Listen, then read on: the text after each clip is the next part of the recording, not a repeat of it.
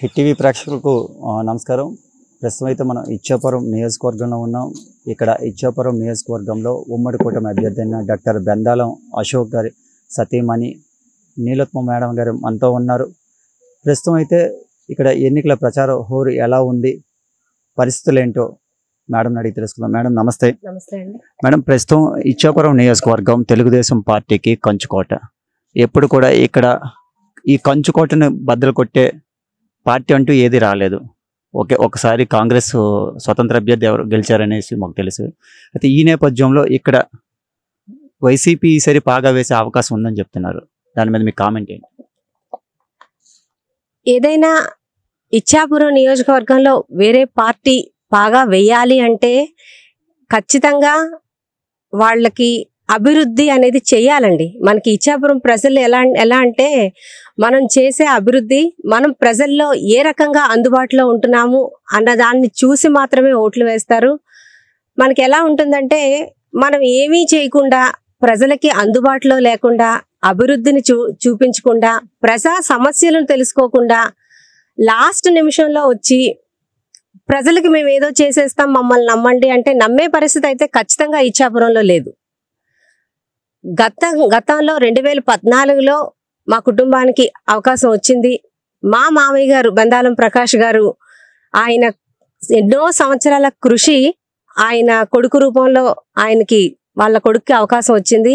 Telugu Desam party తరఫున 2014లో గెలవడం జరిగింది. 2014 నుంచి 19 వరకు నిరంతరం మనకి అప్పట్లో తెలుగుదేశం పార్టీ అధికారంలో ఉంది.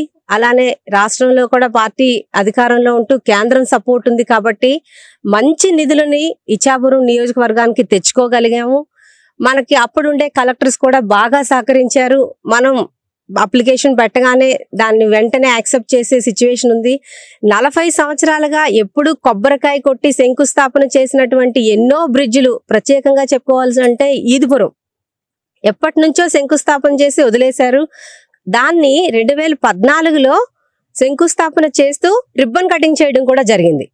అంటే ఈ 5 సంవత్సరాల్లో ఇచ్చాపురంలో ఏ రకమైనటువంటి అభివృద్ధి జరిగింది అనేది ప్రతి ఒక్కరికి తెలుసు. నియోజకవర్గంలో ఉండే ప్రతి మనిషికి నియోజకవర్గంలో ఏ రకమైనటువంటి అభివృద్ధి జరిగింది అనేది మనం ఎవరికి వెళ్ళి ప్రత్యేకంగా చెప్పాల్సిన పని లేదు. అందరికీ కూడా రోడ్లు అయితేనేవి, హాస్పిటల్స్ కంప్లీట్గా 3 ఇచ్చాపురం, కవిటి, సోంపేట 3 దగ్గరలో కూడా మనకి హాస్పిటల్స్ వచ్చాయి. అలానే కిడ్నీ డయాలసిస్ సెంటర్స్ కూడా మనం అప్పుడే తీసుకురావడం జరిగింది 2014 నుంచి 19 టైంలో.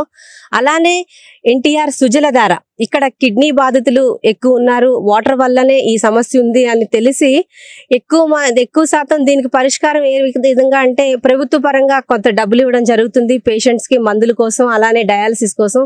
డయాలసిస్ కేంద్రాలు కూడా మనం తీసుకురావడం జరిగింది కవిటి వరకు. గతంలో మనం డయాలసిస్ చేయాలి అంటే శ్రీకాకుళం లేదా వైజాగ్ వెళ్లాల్సి వచ్చిన పరిస్థితి ఉండేది. ఇప్పుడు అలా కాదు, డైరెక్ట్ గా కవిట్లో, సోంపేటలో మనకి అందుబాటులో ఉంది డయాలసిస్ సెంటర్. కాబట్టి ఇన్ని రకాలైనటువంటి అభివృద్ధి మనకి ప్రధానంగా మెయిన్ హాస్పిటల్స్ అండి. హాస్పిటల్స్ అవసరం, అలానే రోడ్లు, బ్రిడ్జ్లు, తర్వాత మనకి తితిలి వచ్చి చాలా నష్టం జరిగింది ఉద్దాన ప్రాంతానికి. అలాంటి టైంలో చాలా మందికి తితిలి నష్టపరిహారం ప్రభుత్వం నుంచి తెప్పించగలిగాము. అలానే 3 లక్షల మొక్కలు, కొబ్బరి మొక్కల్ని, అంటే ఉద్దానం అనేది కొబ్బరి పంటకి ప్రత్యేకమైన స్థానం కాబట్టి ఈ కొబ్బరి ఇక్కడ మరింతగా బలంగా ఉండాలని తితిలిలో నష్టపోయినటువంటి కొబ్బరి పంటని మళ్ళీ రీగ్రోత్ చేయాల్సిన బాధ్యత మనకు ఉంది. కాబట్టి మనం ఏం చేసామంటే ప్రభుత్వం తరపు నుంచి 3 లక్షల మొక్కల్ని తెచ్చి ఉచితంగా రైతులందరికీ అందించడం జరిగింది. సో చేసిన మేలు ఉద్దానం ప్రజలు, అలానే ఇచ్చాపురం నియోజకవర్గ ప్రజలు ఎట్టి పరిస్థితుల్లో మర్చిపోరనేది మా నమ్మకం. కాబట్టి ఖచ్చితంగా మళ్ళీ ఎవరైతే అభివృద్ధిని చూపించారో వాళ్ళకే పట్టం కడతారు అని నేనైతే నమ్ముతున్నాను. ఇప్పుడు మీరు మీ భర్త గారితో పాటు మీరు కూడా ఎన్నికల ప్రచారాల్లో చాలా వరకు మీరు పాల్గొనడం జరుగుతుంది. ఈ నేపథ్యంలో ఓటర్ నుండి, అటు ప్రజల నుండి మీకు ఎటువంటి స్పందన వస్తుంది? నేను 2019 నుంచి ప్రచారంలో నా భర్తతో పాటు, అప్పుడు మా మామయ్య గారు నాతో పాటు ఉండేవారండి. ఆయన ఇప్పుడైతే లేరు. ఆయన స్ఫూర్తితోనే నేను ప్రజల్లోకి వెళ్ళడం జరిగింది. అయితే ఆయన మనకు చెప్పేది ఏంటంటే ప్రతి ఒక్క కుటుంబంతో కూడా మన కుటుంబానికి ప్రత్యేకమైన అనుబంధం ఉంది, దాన్ని నిలబెట్టుకోవాల్సిన బాధ్యత నీది. రేపొద్దున్న మనం ప్రజల్లోకి వెళ్ళేటప్పుడు మనం నీకు ముఖ్యంగా చెప్పాల్సిన విషయం ఏంటంటే నియోజకవర్గమే కాదు, రాష్ట్రంలోనే కాదు, మన జిల్లాలో ఎక్కడి నుంచి ఎవరు వచ్చినా సరే ప్రత్యేకంగా మన ఇంటికి రాగానే గౌరవించడం, వాళ్ళకి ఏం అవసరం, టీ తాగుతారా కాఫీ తాగుతారా అనేది మినిమం. వాళ్ళు ఎక్కడి నుంచి వచ్చారో ఏ పరిస్థితుల్లో వచ్చారో తెలియదు కాబట్టి ముందు వాళ్ళని మనం ఆదరించి ఆ తర్వాత వాళ్ళ సమస్య ఏంటో కనుక్కొని దాన్ని మనం పరిష్కార దిశగా ఆలోచిద్దాము. ఇది మన ఇంటి యొక్క పరిస్థితి, దీనికి అనుగుణంగా నీవు నడుచుకోవాలి అని నన్ను మా మామయ్య గారు గైడ్ చేయడం జరిగింది. ఈ ప్రచారంలో కూడా నన్ను ప్రజలకు ఇంట్రడ్యూస్ చేసింది ఎవరు అంటే ఖచ్చితంగా మా మామయ్య గారేనండి. ఆయన ద్వారానే నేను ప్రజల్లోకి వెళ్ళగలిగాను. ఎవరు ఏంటి, ఏ ఏ ఏ పంచాయతీలో ఎవరు నాయకులు, అక్కడ ఎవరికి మంచి పట్టుంది, ఎవరిని తీసుకొని ఆ ఊర్లోకి వెళ్తే మనం ఏంటి, వాళ్ళ సమస్య ఏంటి, దాన్ని మనం ఏ రకంగా పరిష్కరిస్తాము అనేది మామయ్య గారు నాకు చెప్తే తెలిసింది. అదే ప్రిన్సిపల్ని నేను 2019లో ప్రజల్లోకి వెళ్ళడం జరిగింది. నేనైతే ఏం చేశాను చెప్పడం అయ్యింది. 2024లో కూడా ప్రజలు మేము వెళ్తుంటే అమ్మ మీరా తెలుగుదేశం పార్టీ మన అశోక్ బాబు భార్య అని చెప్పి చాలా గౌరవంగా ప్రత్యేకంగా, ఎందుకంటే అశోక్ అనే ఒక వ్యక్తి ప్రతి కుటుంబంలో ఒక మనిషి. ఆయన ఒక ప్రజాప్రతినిధిగా ప్రజలెవరు ఆయన్ని స్వీకరించరు. ఆయన ఎప్పుడు కూడా వాళ్ళింట్లో ఒక మనిషిగా, వాళ్ళింట్లో ఒక బంధువులాగా, ఒక అన్నలాగా, ఒక తమ్ముళ్లాగా, సొంత మనిషిలాగా ఇక్కడ ఉన్న ప్రజలైతే కనుక ఆయన్ని ఆదరిస్తారు. ఆయన భారీగా ప్రత్యేకమైన గౌరవం ప్రజల్లో నాకు ఉందండి. అందులో చెప్పుకోవడానికి ఎటువంటి అతిశయోక్తి లేదు. ఆయన కంటే ఎక్కువ అభిమానం పొందే అవకాశం నాకు ఈ రూపంలో వచ్చిందని చెప్పుకోవడంలో నాకు చాలా సంతోషంగా ఉంది. నేను సూపర్ 6 మన ప్రభుత్వం, మన తెలుగుదేశం పార్టీ మనకిచ్చే మేనిఫెస్టోని తీసుకొని ప్రతి ఇంటికి వెళ్ళడం జరుగుతుంది. అమ్మ ఈ గతంలో ఈ 5 సంవత్సరాల్లో మీరు ఇబ్బందులు పడ్డారు, రేపు పొద్దున్న మళ్ళీ మన చంద్రబాబు నాయుడు గారు అలానే పవన్ కళ్యాణ్ కూటమిగా మనం అధికారంలోకి వస్తే, ఈ అధికారంలోకి వచ్చిన తర్వాత ఈ రకమైనటువంటి మంచి మీ కుటుంబాన్ని ఈ రకంగా ఆదుకోవడం జరుగుతుంది అని చెప్తే వాళ్ళు ఖచ్చితంగా అవునమ్మా గతంలో మేము చాలా సమస్యలు ఇబ్బందులు ఎదుర్కొన్నాము, గత పాలనలో మాకు ఒకరికే డబ్బులు వచ్చాయి, మిగిలిన వాళ్ళకి రాలేదు, హౌస్ లోన్లు రాలేదు, నీటికి ఇంటి దగ్గర నీటి కొలాయిలు వేసారు కానీ వాటర్ రావట్లేదు, ప్రతిదీ సమస్య. మీరు గనక వెళ్తే తెలుస్తుంది ప్రతి ఊర్లో కూడా ఇంకా తాగునీటి సమస్య ఉంది. మనం గతంలో 2014 నుంచి 19 టైంలో 64 రోడ్లు 85 కోట్ల రూపాయలతో శాంక్షన్ అయ్యి ఆగిపోయినాయి. దాన్ని కంటిన్యూ చేయలేకపోయింది నెక్స్ట్ వచ్చే ప్రభుత్వం. కాబట్టి ఇంకా చాలా గ్రామాల్లో ఈ సీసీ రోడ్లు కానీ బీటీ రోడ్స్ కానీ ఇంకా కంప్లీట్ అవ్వలేదు. రేపొద్దున్న మళ్ళీ మనం అధికారంలోకి వచ్చాక ఫస్ట్ ప్రిఫరెన్స్ మనం రోడ్లకి ఇచ్చి ఏవైతే మన టైంలో శాంక్షన్ అయ్యాయో వాటిని పూర్తి చేసే పనిలో అయితే కనుక మొట్టమొదటిగా మేము చేసేది రోడ్లదని చెప్పడం జరుగుతుంది. అమ్మ ఇప్పుడు చూసుకుంటే 2014 ఎన్నికల్లో మొదటిసారి అశోక్ బాబు నిల్చున్నారు. ఆ రోజున కొన్ని కారణాల వల్ల ఇక్కడ బీజేపీకి ఇచ్చే సీట్ని కొద్దిగా గందరగోళం అయ్యే పరిస్థితిలో మళ్ళీ అశోక్ గారికి అది వర్ణించింది. ఈ 2014 నుంచి 2024 వరకు ఆయన ఉన్న రాజకీయ జీవితంలో ఎప్పుడైనా స్ట్రగుల్ అయ్యే అవకాశాలు మీరు ఎప్పుడైనా చూసారా? అంటే ఈ విధంగా ఉన్న ఎందుకు రాజకీయాల్లోకి వచ్చామనే బాధ ఏమైనా కలిగిందా, లేదా మీకేమనిపించింది? 2014 నుంచి 2024 వరకు ఇది మా కుటుంబ రాజకీయం కాదండి.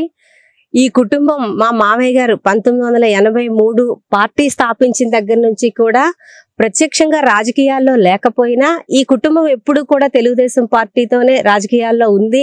మామయ్య గారికి అవకాశం ఇవ్వకపోయినప్పటికీ రాజకీయాల్లోనే నడుస్తుంది. ఏ రోజు రాజకీయాల్లోకి రావడం వల్ల మాకు ఇలాంటి ఇబ్బంది ఉందని మా కుటుంబంలో ఏ ఒక్క వ్యక్తి కూడా ఇబ్బంది పడిన సందర్భం అయితే లేదు.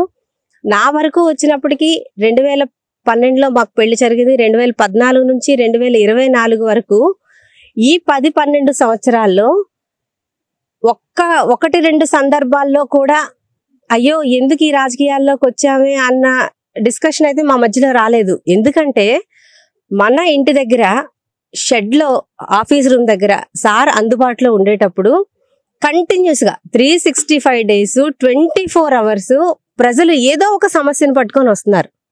బాబు మీ దగ్గరికి వచ్చాము, ఏమంటే నాకు ఈ ఇబ్బంది ఉంది, సరే ఆయనకు తెలిసిన రీతిలో దాన్ని సాల్వ్ చేయడం జరుగుతుంది. మనం ప్రజల్లోకి వెళ్ళేటప్పుడు ఏంటంటే వాళ్ళు ఏమంటున్నారు, ఆయన డెంటల్గా డాక్టర్గా పనిచేసినప్పుడు ఏ రకమైన ట్రీట్మెంట్ ఇచ్చారు, అప్పుడు వాళ్ళకి ఏ రకంగా మంచి జరిగింది, వాళ్ళు సమస్య అనుకొని వచ్చేటప్పుడు ఇక్కడ ఏ విధంగా పాజిటివ్గా స్పందించారు అనేది ప్రజల్లో గట్టిగా బలంగా నాటుకుపోయింది.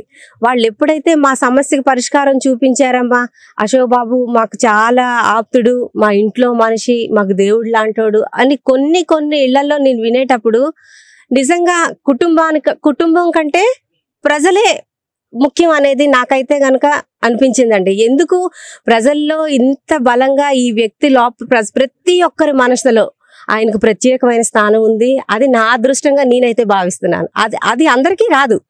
రాజకీయంలో కొంతమంది ఏంటంటే రాజకీయ పరంగా కోణంలోనే చూస్తారు, కానీ ప్రజలు ఎలా అంటే ఉద్దానంలో ప్రత్యేకంగా ఇచ్చాపురం నియోజకవర్గ ప్రజలు అశోక్ బాబు గారి మీద ఒక ప్రత్యేకమైన అభిమానాన్ని వాళ్ళ మనసుల్లో పెట్టుకొని ఉన్నారు. దాన్ని ఖచ్చితంగా నాలాంటి దాన్ని ఆస్వాదించి ఆనందించాలి, కానీ కుటుంబానికి టైం ఇవ్వట్లేదు అని దాన్ని డిస్టర్బ్ చేసే పరిస్థితి అయితే ఇప్పటి వరకు మా కుటుంబంలో ఎప్పుడూ లేదు. చివరగా ఈ ఎన్నికల్లో మీ నియోజకవర్గ ప్రజలకు మీరు ఏమని పిలుపునివ్వాలనుకుంటున్నారు? ఈ ఎన్నికల్లో ప్రజలందరూ కూడా ఇప్పుడు గత ప్రభుత్వంలో ఉన్న పరిస్థితులన్నింటినీ తెలుసుకున్నారు కాబట్టి రానున్న 13వ తారీఖున మనకి ఎలక్షన్ జరగబోతుంది. నియోజక ప్రజలందరికీ చెప్పడం జరిగింది, 2 ఓట్లు ఇస్తారు ప్రతి ఒక్కరికి.